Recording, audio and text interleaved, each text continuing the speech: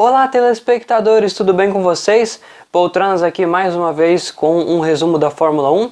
Dessa vez, como vocês já sabem, é sobre o Grande Prêmio da Alemanha, que foi realizado anteontem, no domingo. Então, sem mais enrolação, vamos logo para o vídeo de hoje. Aproveita, na verdade, já vai se inscrevendo no nosso canal aqui embaixo, no botão vermelho. É rapidinho e vai te deixar informado de tudo que acontecer aqui no Visão de uma Pessoa Não Inteligente. Começando, como sempre, com a classificação que, para os fãs da Mercedes, provavelmente foi uma das melhores da história, porque as duas Ferraris se ferraram. As Ferraris se ferraram.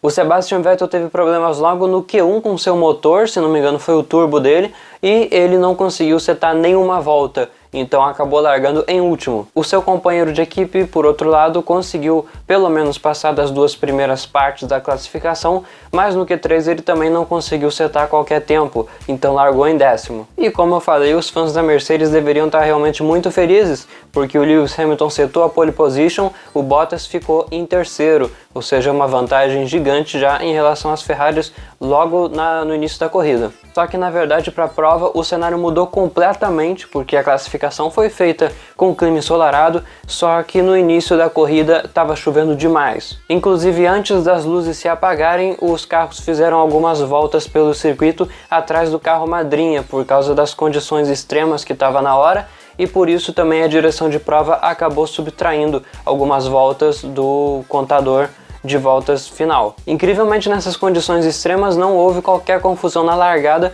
e tudo correu bem, sem batida, sem nada, só o Verstappen que largou muito mal, ele acabou distracionando e caiu lá para trás. O problema maior, na verdade, para os pilotos foi um pouco mais à frente, quando a chuva estava ameaçando parar, só que na verdade a piscina estava muito molhada, então os pilotos ficaram numa indecisão do caraca, se colocavam pneus secos, né, de pista seca, ou se continuavam com os intermediários. Inclusive acabei não falando isso, né? Todo mundo largou com o pneu de chuva extremo, só que algumas voltas depois, umas 3 ou 4 voltas dentro da corrida, eles já trocaram para os intermediários. Na volta 24, o Sebastian Vettel fez o seu primeiro pit stop e ele foi um dos primeiros caras também a colocar o pneu slick nessa prova. Acabou fazendo meio que uma aposta, porque as condições ainda não estavam totalmente ideais para o pneu de pista seca, né? Mas eles tinham que testar de qualquer maneira, em algum momento eles teriam que colocar esses pneumáticos. Por causa dessas condições extremas, o Grande Prêmio da Alemanha acabou se tornando uma das corridas mais malucas de todos os tempos. E um dos fatores que contribuiu com isso foi a temida curva 16.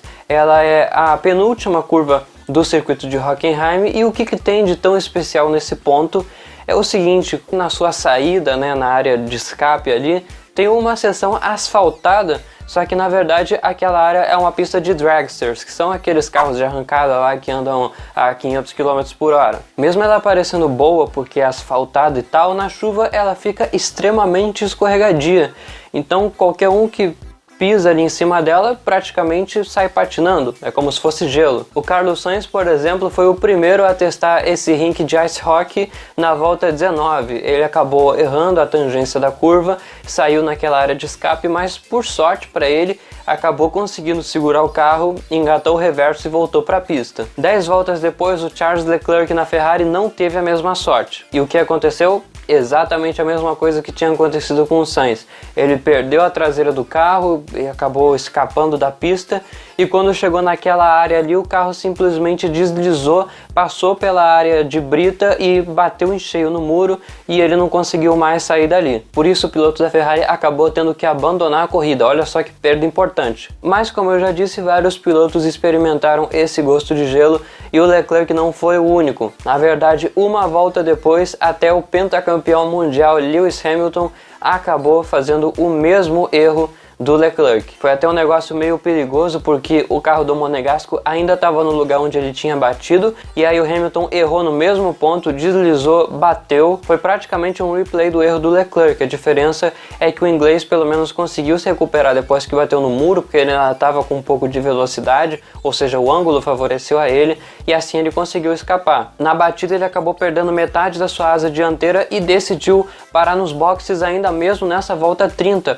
O problema é que ele cruzou por cima da grama, exatamente como ele tinha feito lá no ano passado, exatamente na mesma pista, no mesmo ponto, e tinha sido uma confusão danada. porque os comissários não tinham punido o inglês, sendo que ele fez uma coisa errada. Esse ano ele foi idiota o suficiente de cometer o mesmo erro, ou seja, ele não fez uma volta inteira e parou nos boxes, o que era o certo, e assim ele acabou recebendo uma penalização de 5 segundos. Para complicar a vida do inglês, a equipe Mercedes não estava pronta para esse pit stop, porque foi muito repentino, e assim a parada dele acabou levando 50 segundos. Isso tudo aconteceu no período de safety car por causa do acidente do Leclerc. Ele acabou saindo na volta 34 e a classificação da corrida ficou assim, ó. Verstappen em primeiro, Nico Hülkenberg em segundo, Valtteri Bottas em terceiro, Albon, e só na quinta colocação veio o Hamilton. Na verdade não perdeu tantas posições assim, porque ele tinha uma vantagem muito grande pro Bottas ou pelo Verstappen, que vinha em segundo, não me lembro agora quem tava. Se não me engano era o Bottas, só que o Verstappen acabou ultrapassando numa confusão de pitstops aí. Mas era mais ou menos certo que o finlandês conseguiria reassumir a segunda colocação, porque era o Hülkenberg que estava à frente dele, o carro é muito melhor. O Bottas na verdade nem teve de se tomar o trabalho de fazer a manobra de ultrapassagem, porque na volta 41 o alemão bateu, adivinha onde? Exatamente na curva 16, naquela pista de dragster. Mais uma vez, outro piloto que perdeu a traseira do carro, deslizou e também não conseguiu se recuperar, batendo no muro. Por volta da 47, todo mundo fez o seu pit stop para colocar pneumáticos de pista seca, porque naquela hora já não fazia mais sentido colocar os intermediários. É óbvio que a pista ainda estava muito arisca, ou seja, estava uma condição realmente muito difícil para os pilotos decidirem o que fazer, só que o intermediário seria pior ainda. E nessa hora aí, com todos esses pit stops, todas essas confusões, a corrida foi totalmente virada do avesso, ou seja, muitas posições foram trocadas, carros que estavam lá atrás foram para frente e tal. Algumas voltas depois o Lewis Hamilton bateu mais uma vez, só que dessa vez foi na curva 1, ele perdeu a traseira do carro e até chegou a fazer contato com o muro, só que não perdeu nenhuma roda, então acabou não tendo que abandonar. O que ele fez na verdade foi parar nos boxes por causa desse toque, e assim ele acabou caindo para a 15ª colocação, que foi a última. Mesmo com o carro totalmente longe dos pontos, a Mercedes ainda tinha uma esperança de vitória com o Valtteri Bottas, que estava virtualmente na segunda colocação. Só que essas esperanças se encerraram na volta 57. Infelizmente o finlandês acabou perdendo o carro exatamente no mesmo ponto que o Hamilton tinha feito algumas voltas antes, na curva 1, e dessa vez ele bateu de frente com o muro e teve que abandonar. Ou seja, o que era uma situação razoavelmente controlável pela Mercedes, que tinha o Bottas na segunda colocação e Hamilton em quarto ou quinto, acabou se tornando um desastre em 10 voltas. Quem fez uma pilotagem perfeita foi o Max Verstappen, e assim ele acabou ganhando o Grande Prêmio da Alemanha na volta 64, quando foi dada a bandeirada para ele. Agora, olha só o resultado dessa corrida para vocês terem uma ideia de como que ela foi maluca. Quem ganhou foi o Verstappen. O Sebastian Vettel chegou em segundo. O Vettel tinha largado em último. Em toda essa maluquice ele acabou se recuperando tanto e chegou em segundo colocado. Em terceiro terminou Daniel Kvyat da Toro Rosso. Lance Stroll terminou em quarto por causa de uma estratégia brilhante do seu engenheiro. O Sainz em quinto, também, você nunca esperaria uma McLaren nessa posição. Ou seja, até esperaria, mas é meio raro. E depois veio Alexander Albon, Grosjean, Magnussen. O Hamilton terminou em nono. E em décimo, Robert Kubica.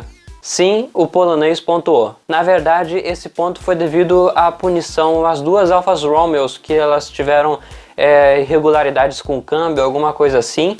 Senão nem o Hamilton nem o Kubica pontuariam, só que aí os carros da equipe rival foram rebaixados por causa da penalização, e aí esses dois pilotos acabaram nos pontos. Bom, acho que não tem mais muita coisa a dizer sobre isso, né? Uma das corridas que vai entrar para a história da Fórmula 1 por causa da sua maluquice, que não acabou dentro da pista. Semana que vem vai ser realizado o Grande Prêmio da Hungria, né? Vocês já devem saber. E o que acontece é que, né, os caminhões vão pela estrada da Alemanha, de Hockenheim até Budapeste. E nesse trânsito o que aconteceu foi que isso daí que vocês estão vendo na tela.